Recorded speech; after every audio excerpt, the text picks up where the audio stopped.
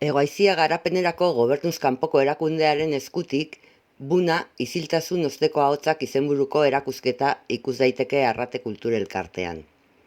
Eibarko Gobernuz Kanpoko Erakundeak aurten 25 urte bete dituela eta antolatu dute Etiopiako errealitate gordina argazkien bitartez islatzen duen erakusketa hau. Zabaltzeko ekitaldia berezia izatea nahi zuten Hego-Haiziako kideek, baita lortu ere.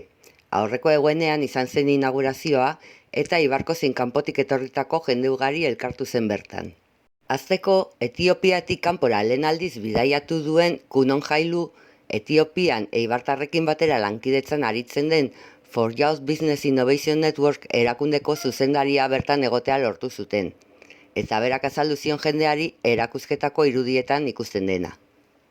Ingelesez bere ahotik zuzenean, 2008ko azaroaz geroztik Etiopiako iparraldean dagoen Tigrai eskualdean bizi duten gerraren alderdi gordinena ezagutzeko aukera egon zen itzultzaile baten laguntzarekin egin zuen bisita gidatuan. Bisita gidatua amaitu eta jarraian, Iñaki de Luisek Etiopian Hego-Haiziako kideekin grabatutako dokumental laburraren proiekzioa egin zen, eta jarraian zuzendariarekin solasaldirako tartea egon zen. Amaitzeko, Etiopiako janari tipikoa probatzeko aukera izan zuen jendeak Etiopiaz Donostiko jatetzekoen eskutik. Gainera, bertako emakume tigrinjar baten eskutik, Etiopian garrantzi handia duen kafe zeremonia tradizionala bertatik bertara ezagutzeko aukera paregabea izan zuten bertaratutako guztiek. Aurreko asteaz geroztik topalekun zabali dagoen erakusketa ekainaren 27 arte bisitatu daiteke.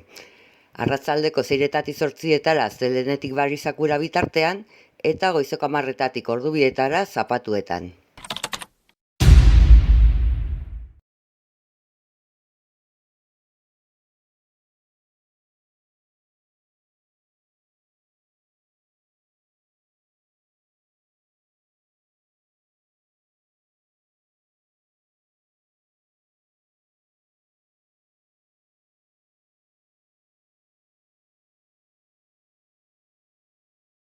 Aurreko asteaz geroztik topalekun zabali dagoen erakusketa ekainaren 27 arte bisitatu daiteke. Arratsaldeko 6:00 zortzietara Zelenetik Barisakura bitartean eta goizeko 10:00 ordubietara Zapatuetan.